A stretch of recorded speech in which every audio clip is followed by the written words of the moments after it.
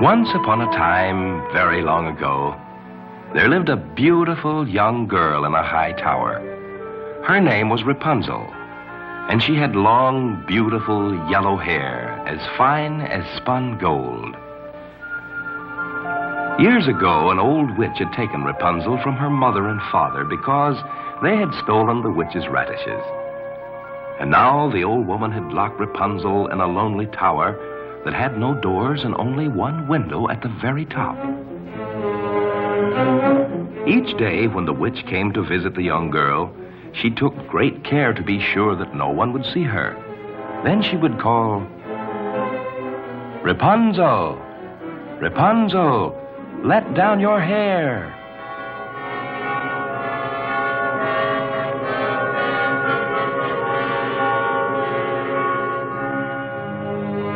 Rapunzel had to do as she was told, and soon her hair would ripple down over the windowsill like a gleaming golden waterfall. Then the old witch would cast a magic spell, and Rapunzel's hair would form into braids all by itself.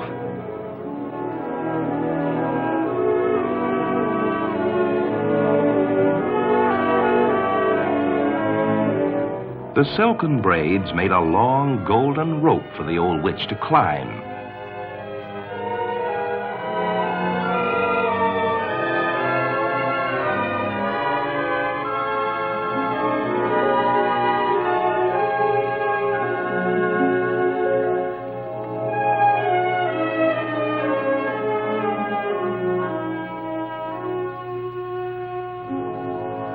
The old woman was very jealous of Rapunzel's beauty. Each day she would sit for hours watching her.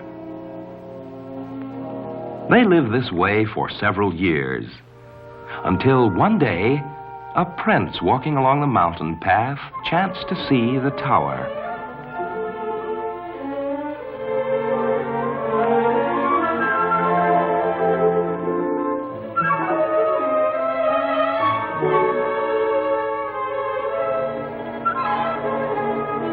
He was surprised to find a tower in such a lonely place. Wanting to enter, he looked about for a door, but found there was none. Never before had he seen such a strange building with no possible way to enter. Just then the old witch came hobbling up the path.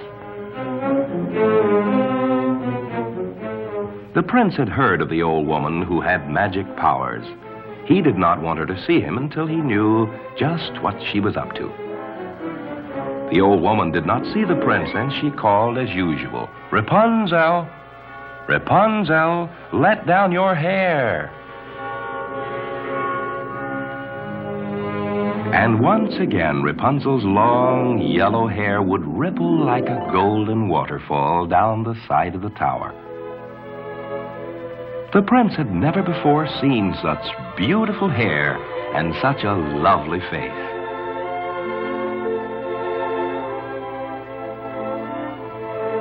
And again the witch would cast her magic spell.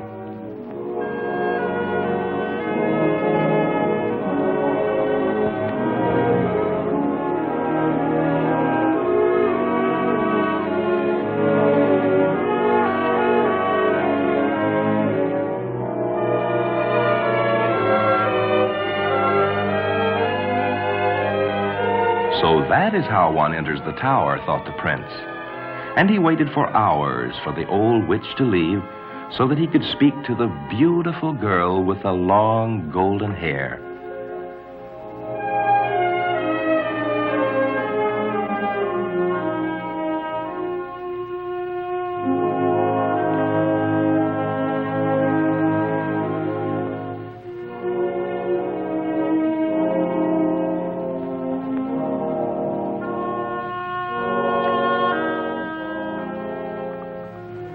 When the prince was sure that the old witch had gone, he called just as the witch had done.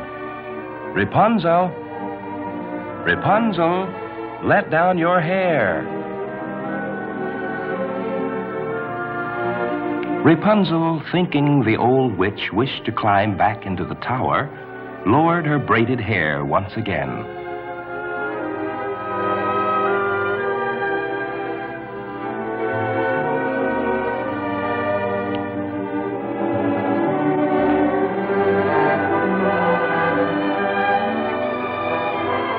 Rapunzel was afraid of the prince, for she had never seen a young man before. But he was so kind and courteous that she soon forgot her fear.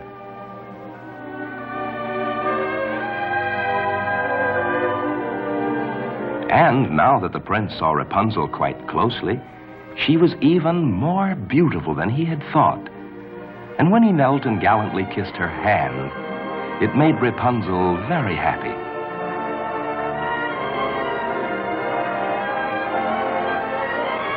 The prince promised to return the following day and free her from her prison tower.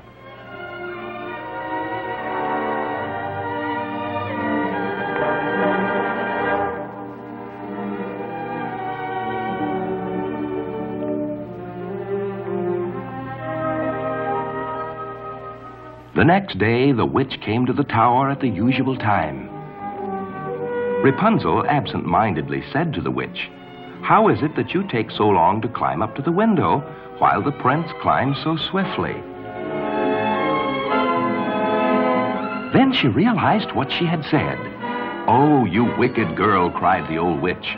"I thought I had you safely hidden from everyone. Oh, how you have deceived me." And in a fit of anger, she seized a pair of scissors and cut off those long, wonderful golden braids.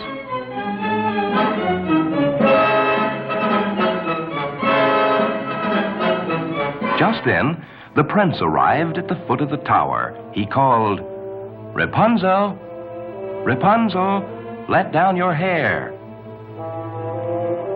So, thought the old witch, he has come back for her.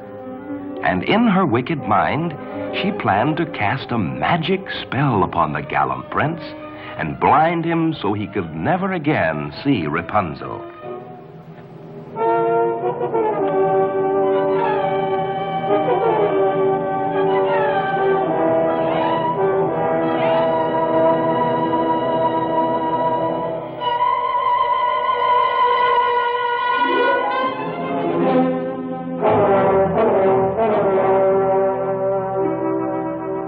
The poor prince escaped with his life, but the witch's curse left him blind and helpless.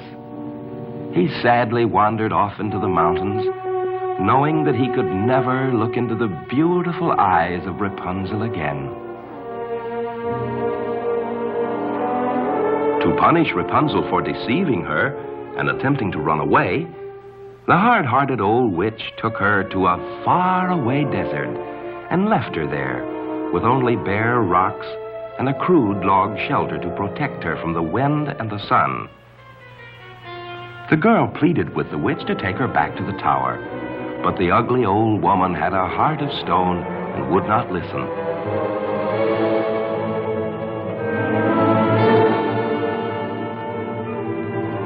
For many months, Rapunzel lived alone in the desert, with nothing to eat but the roots of desert plants. Until one day, the blind prince, who had been searching all over the land, chanced upon the very spot where his beloved Rapunzel was living.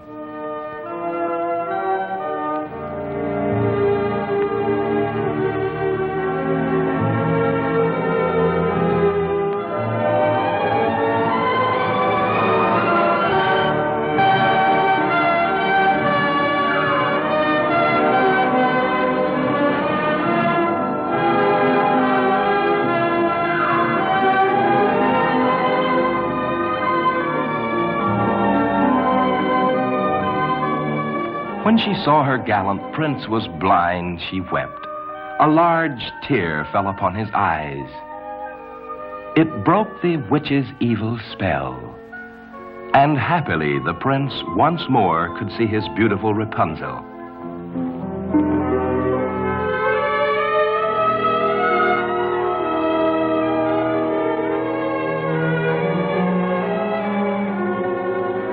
The prince was sad to see her beautiful golden hair so short.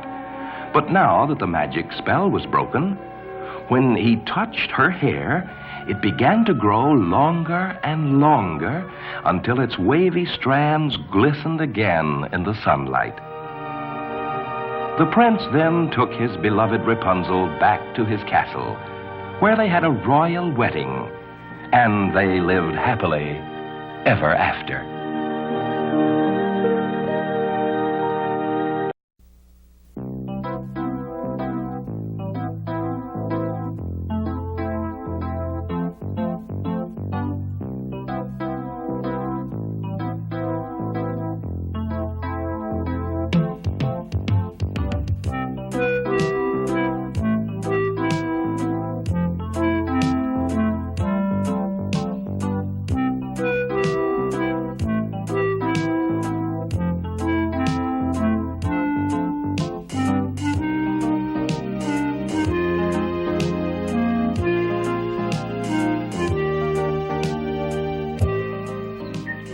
In the grandest part of the forest, Jeremiah Jackal announced the arrival of the king in the traditional manner.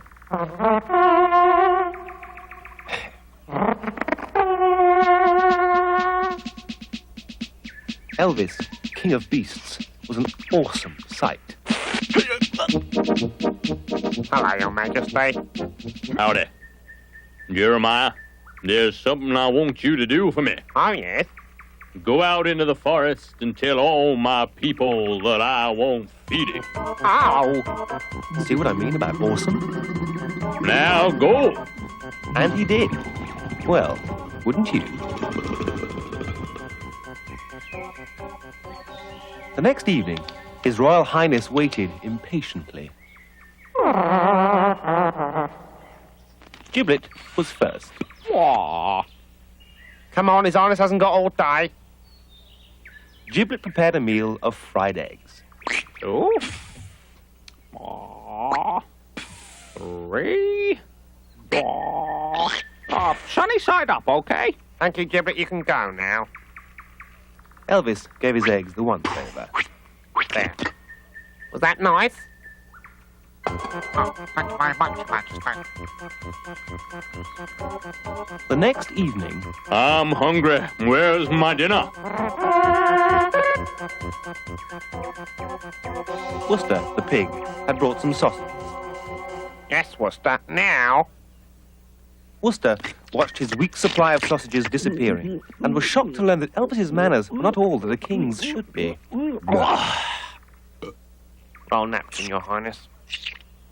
The king seemed satisfied, and Worcester was dismissed. The next evening, it was Fox's turn, an event that Elvis had been looking forward to. Voila, Your Majesty. Chicken a la king. Bon appetit. Yummy. Fox was pleased with how well his meal was going down. Jeremiah was astonished at the speed it was going down. Jeremiah was always left to clean the dishes, but he didn't mind. I think you'll enjoy this, Your Majesty. It's a cheeky little claret. Yummy. Thank you, Your Majesty. Robust, full of character, and all gone. Next. It was Herman's turn. Honey, Your Majesty, Your Greatness, Your Holiness. Sweet of you. And you. On the last day, Jeremiah, Yes, a great one. What? I don't remember seeing that rabbit. Go tell him he's got an appointment for dinner. Go. Well, if only to serve. Stay off the carpet. Sorry. a little later, Look, Your Majesty, he's walking on the carpet. Blow the horn. Yeah, that's enough. a sad-looking rabbit approached the king along the forbidden carpet. The king looked very angry. Brixton, if you don't give me my meal now, I'm going to eat you instead. Wait, Your Majesty. I did make you a meal. I made you some soup with carrots and onions and turnips, and it was delicious. So I picked it up and I put it on my head, and I was running through the forest to see you when I was stopped by another lion who ate the soup and said he was the king. Elvis was astounded. And he said you were all washed up. Yeah, I'm sorry. But I'm the king.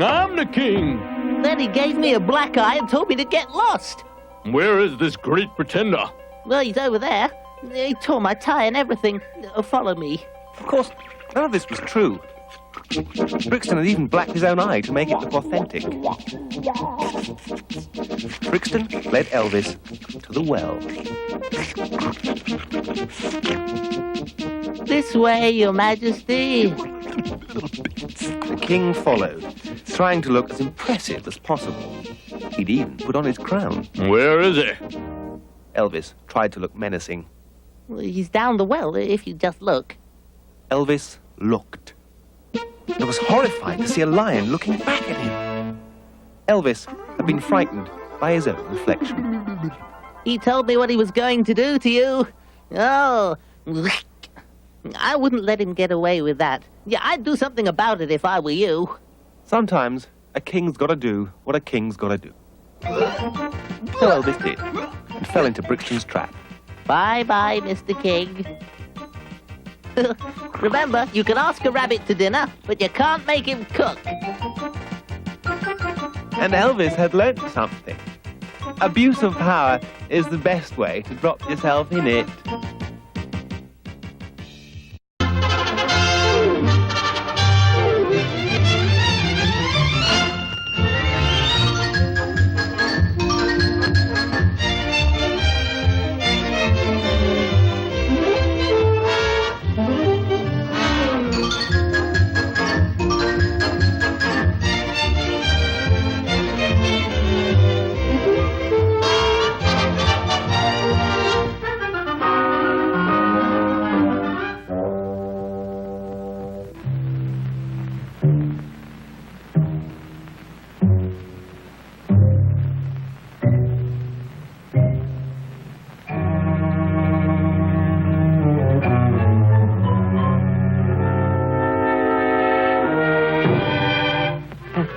Chicken pie. Henry, get back in there and sit on those eggs! Yes, my love.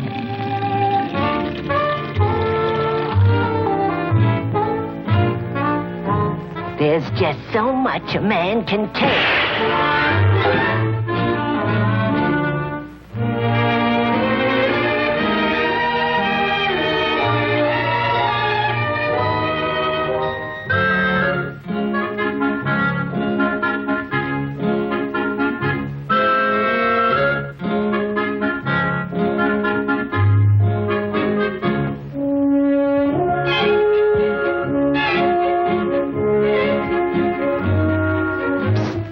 The deuce on the tray. Oh, thank you.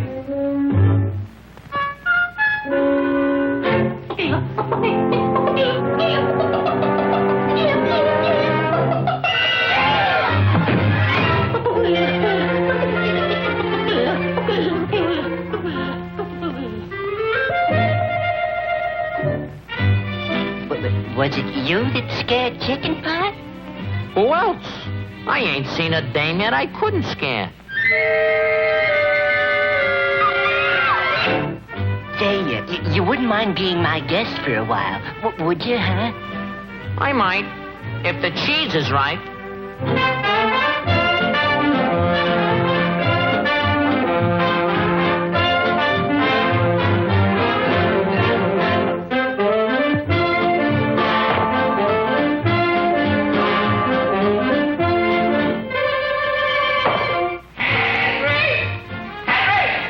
Oh, shut up, you old buzzard. I'll clip your wings and chop you down to a croquette. If I could only get my hands on that chicken-hearted cluck, I'd...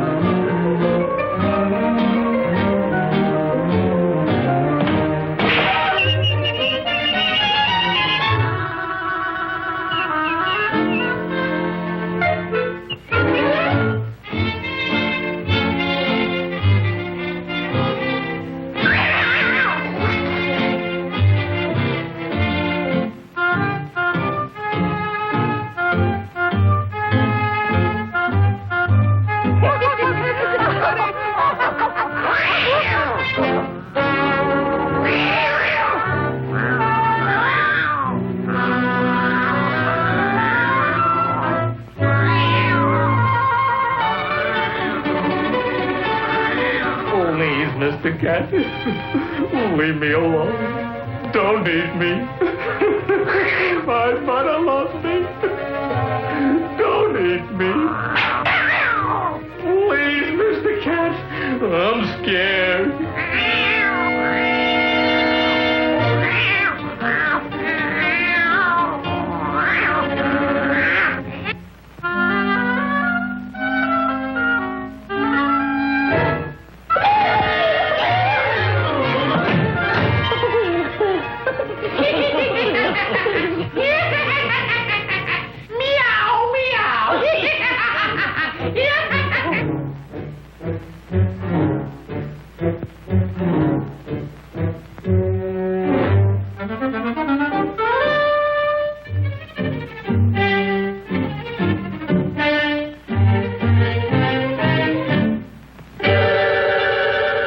I got spurs that jingle, jangle, jingle as I go walking merrily along.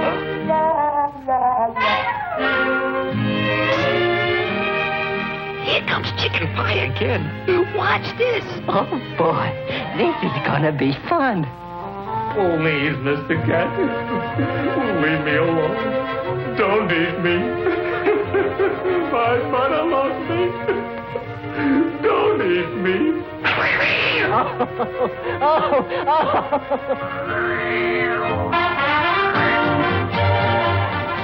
Sweetie Pie trying to frighten Hyman. Ain't that the funniest thing you ever saw? The old dumb clucket. Huh? Henry, I ain't had such fun since... Now, Chicken Pie.